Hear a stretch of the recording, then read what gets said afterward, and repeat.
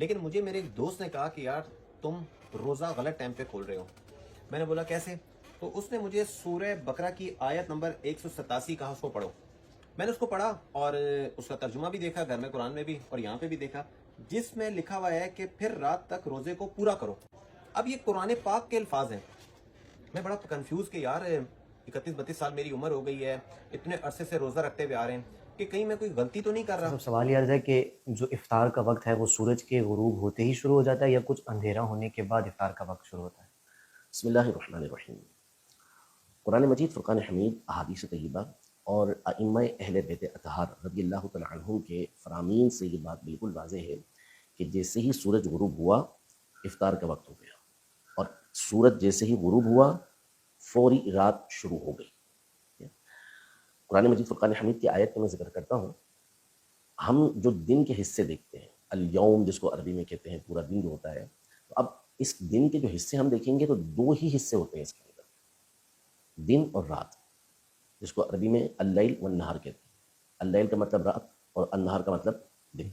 تو لیل و نہار یہی ہوتے ہیں. ہاں، اگر آپ دن کے مختلف حصے کرنا چاہیں کہ صبح ہوتی ہے، پھر چاش کا وقت ہوتا ہے، تو پھر ضحى کبریٰ ہوتا ہے، تو پھر اس کے بعد زوال ہوتا ہے، تو اس کے بعد ظہر کا وقت ہوتا ہے، تو پھر شام ہوتی ہے، تو پھر مغرب ہوتی ہے، تو پھر اس کے بعد رات کا پچھلا پہر ہوتا ہے، تو یہ ایک الگ میٹر ہے. لیکن جو بنیادی اعتبار سے حصے بنتے ہیں وہ دو حصے بنتے ہیں، دن اور رات. اللہ پاک نے دن میں ہمیں بھوکا رہنے کا حکم دیا کہ ہم کھائیں گے پئیں گے نہیں. رات میں کھانے پینے کی اجازت عطا فرمائی. پورا دن کھانا پینا نہیں ہے اور رات میں ہمیں کھانے پینے کی اجازت ملی. تو اب دن کی انتہا جو ہوتی ہے وہ سورج کے غروب ہونے تک ہوتی ہے، اور رات کی ابتدا جو ہوتی ہے وہ سورج کے غروب ہوتے ہی ہو جاتی ہے. قرآن مجید فرقان حمید میں سورۃ البقرہ آیت نمبر 187 میں اللہ پاک نے ارشاد فرمایا کہ ثم اتموا الصیام الی اللیل، کہ اپنے روزے رات تک مکمل کرو. یعنی دن پورا بھوکا پیاسا رہنا ہے، رات تک تم نے اپنے روزے کو مکمل کرنا ہے. اب لیل کہتے کس کو ہے؟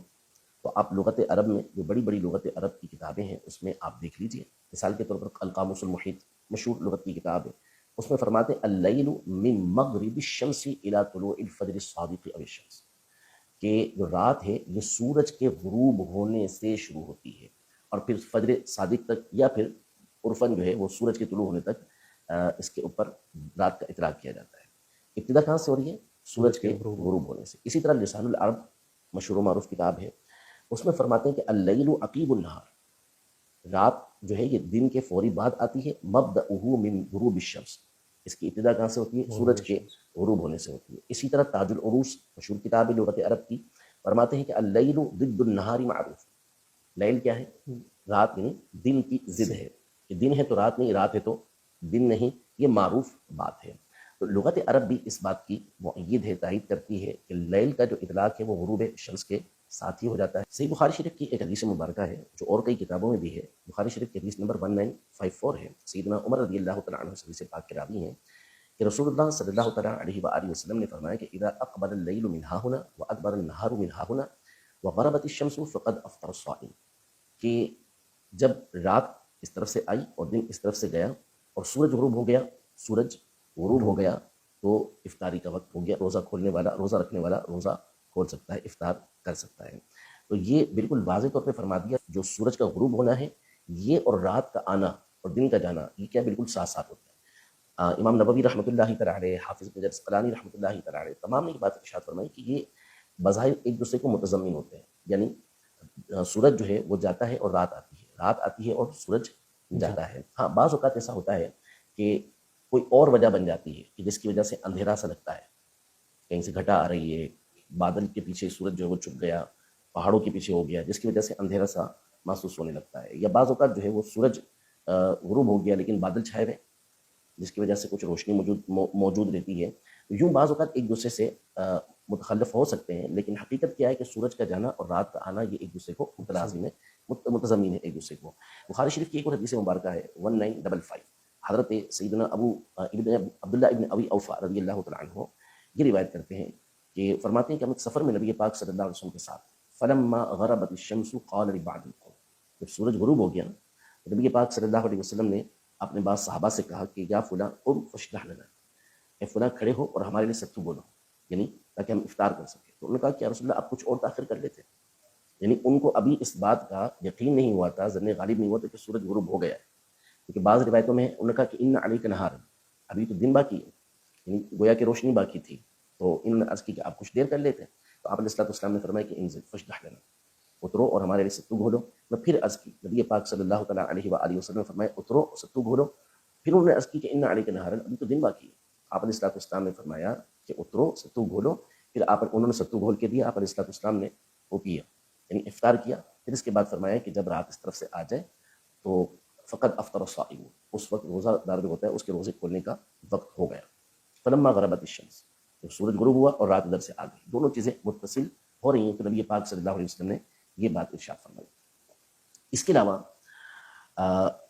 جو اہل سنت کی کتب نہیں ہے، دیگر کتب کے اندر امام جعفر صادق رحمۃ اللہ تعالیٰ علیہ، امام باقر رحمۃ اللہ تعالیٰ علیہ، اجلہ ائمہ اہل بیت اطہار میں سے ہیں، ان کے الفاظ واضح طور پر یہ موجود ہیں کہ اذا غابت الشمس حل فقد حل الافطار ووجبت الصلاۃ، کہ جب سورج غروب ہو گیا تو افطار حلال ہو گیا اور نماز لازم ہو گئی مغرب کی۔ انہوں نے بھی کیا ارشاد فرمایا کہ سورج کا غروب ہونا۔ اور ابن عبد البر رحمۃ اللہ تعالیٰ علیہ التمہید میں ارشاد فرماتے ہیں کہ وَالنَّهَارُ الَّذِي يَجِبُ صِيَامُهُ مِن طُلُوعِ الْفَجْرِ إِلَى غُرُوبِ الشَّمْسِ عَلَى هَذَا إِجْمَاعُ عُلَمَاءِ الْمُسْلِمِينَ، یعنی وہ دن، وہ وقت کہ جس میں روزہ رکھنا لازم ہوتا ہے، وہ طلوع فجر سے غروب شمس تک ہے، اس پر مسلمانوں کا اجماع ہے۔ یہی بات امام نووی رحمۃ اللہ تعالیٰ علیہ نے شرح صحیح مسلم کے اندر ارشاد فرمائی، اور یہی بات ابن رجب حنبلی رحمۃ اللہ تعالیٰ علیہ نے فتح الباری میں ارشاد فرمائی کہ سورج کا فقط غروب ہونا ہی یہ مغرب کے وقت کو داخل کر دیتا ہے۔ وَهَذَا إِجْمَاعٌ مِّنْ أَهْلِ الْعِلْمِ، اور یہ اہل علم کا اجماع ہے اس پر۔ تو یہ مجمع علیہ مسئلہ ہے کہ سورج غروب ہوا اور فوری طور پر افطار حلال ہو گیا۔ اب جو جدید ٹیکنالوجی ہے اسی کو پیش نظر رکھتے ہوئے ظاہر ہے کہ کوئی بھی شخص جو ہے وہ ایسا نہیں ہوتا کہ اپنے گھر کی چھت پہ کھڑا ہوا ہے یا کھڑکی میں کھڑا ہوا ہے اور دیکھ رہا ہے کہ سورج غروب ہو اور پھر اس کے بعد یہ افطار کرے، نہیں، جدید ٹیکنالوجی کا سہارا لیا گیا، اور جدید ٹیکنالوجی سے پہلے بھی جو یہ ہمارے پاس ذرائع موجود ہیں، اس سے پہلے بھی علماء نے توقیت کے اصول ہیں، جو قواعد ہیں، جو ضابطے ہیں، اس کی روشنی میں برسوں کے بلکہ صدیوں کے انہوں نے ضوابط مقرر کیے تھے۔ یہ وقت ہوگا، اس وقت کے اندر سورج طلوع ہو جائے گا۔ یعنی جب سے گھڑی ایجاد ہوئی اور وقت کا ایک ذریعہ ہمارے پاس آیا، تو علماء تو ہمیشہ سے یہی کرتے رہے، نمازوں کے وقت مقرر ہو گئے کہ بھئی اس وقت میں ظہر کا وقت، اس وقت میں عصر کا وقت، اس وقت میں مغرب کا وقت۔ وقت تو قرآن پاک سے مقرر تھے، احادیث طیبہ سے مقرر تھے، لیکن ان جدید آلات کا فائدہ اٹھاتے ہوئے اب آسانی پیدا ہو گئی، تو بالکل ان آلات سے فائدہ اٹھایا جائے گا، اور گھڑی کا وقت جو ہے وہ مقرر ہے، اور وہ اسی اعتبار سے مقرر ہے کہ سورج کب غروب ہو رہا ہے، کب طلوع ہو رہا ہے، ٹھیک ہے، کب صبح صادق ہو رہی ہے۔ اسی کو دیکھتے ہوئے علماء نے کیلنڈر تیار کیے ہوئے ہیں، اور کیلنڈر کے ذریعے ہی عام طور پر جو ہے وہ افطار کیا جاتا ہے، سحری کو بند کیا جاتا ہے۔